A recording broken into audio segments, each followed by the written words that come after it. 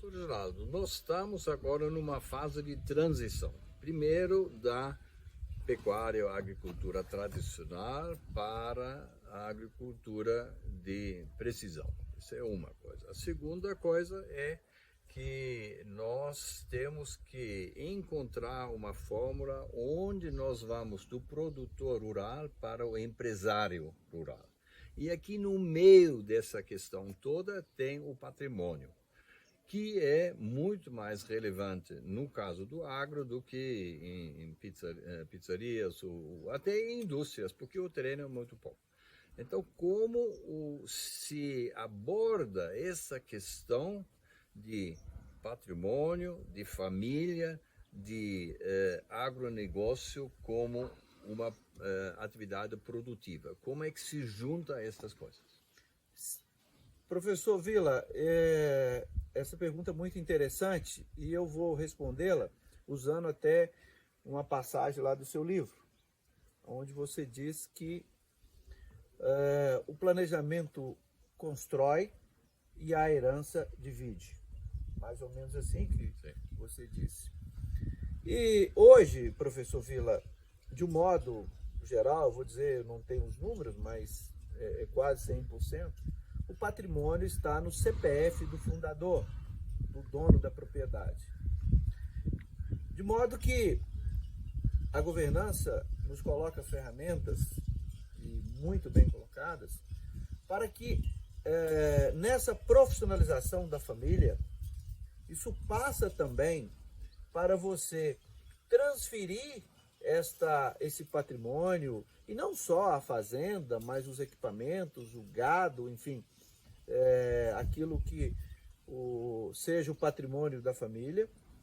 Se constitui então uma holding, aonde o passará a ter cotas ou ações desse CNPJ, desta empresa, e ali você constrói, ali você faz um protocolo familiar, e que já está sendo difundido, ou um acordo de cotista, ou acordo de acionista, dependendo se for uma limitada ou uma SA, para você poder acomodar os diferentes atores.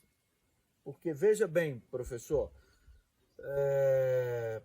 se o fundador venha a faltar, venha a falecer com o patrimônio no seu CPF, será necessário fazer um inventário, será necessário dividir.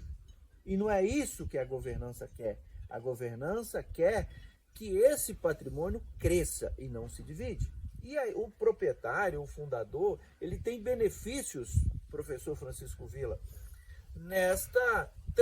benefícios fiscais a que me refiro, nessa transferência patrimonial, de modo que não haverá mais a necessidade de inventário, de testamentos, enfim, porque a propriedade, o patrimônio estará em nome de uma holding, onde os sócios ou acionistas, os donos, serão as famílias. Isso você evita muita coisa. Despesa com processo de inventário, despesa com imposto de herança, que é consideravelmente grande e tende a crescer no Brasil, ainda a aumentar no Brasil. Então, me parece que a constituição de uma holding é o caminho mais pleno, mais seguro para a família do agro. Mas aqui, o atual proprietário, que tem 3 filhos, está um pouco preocupado. Se todo mundo entra numa holding, ele não tem mais o controle. Será que um dia eles vão perder, vender o que o avô já somou? Eu tenho um caso muito interessante, um grande empresário que também tinha terra. Ele fez uma decisão dentro dessa holding, diz que a terra não pode ser vendida por filhos, só por netos.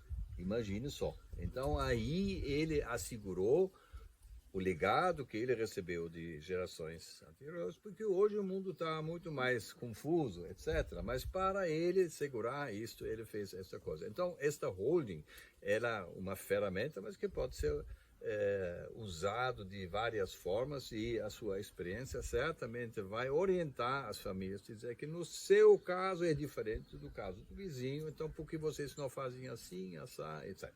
Eu acho que, como no protocolo familiar, no acordo de cotista ou acionista, você pode cuidar disso. E mais do que isso, professor Vila, eu aprendi, por mais que a família se busque a união, se busque o consenso, nós temos que respeitar os filhos, né? Mas o fundador, ele não quer ficar na mão dos filhos, no sentido assim, eu não quero deixar que meus filhos escolham o local aonde eu vou passar o resto da minha vida. Ou seja, nós vamos constituir a holding, mas quem vai continuar mandando na cogestão ali, é claro, porque tem que ser compartilhada, mas o poder do fundador, ele continua, ou seja, a última palavra continua sendo a dele. Ou seja, essa passagem de bastão, ela é feita de forma cadenciada, né? Para quê? Olha, eu quero, por exemplo, que essa fazenda, aliás, muito bacana, que nós estamos aqui hoje, ela continue, por exemplo, com a segunda geração, que eles não vendam, ou se vender, por exemplo, que somente se vendam entre eles, porque juridicamente, professor Francisco Vila, não haverá mais terra em nome do fundador, mas ações, cotas em nome dele. Fica muito mais fácil você fazer controles, você fazer combinados, de modo a preservar aquele patrimônio, né? Porque, infelizmente, nem todo herdeiro é um bom sucessor, né? Isso, então, precisa ser levado em consideração na hora de estabelecer esses combinados, na hora de constituir essa holding.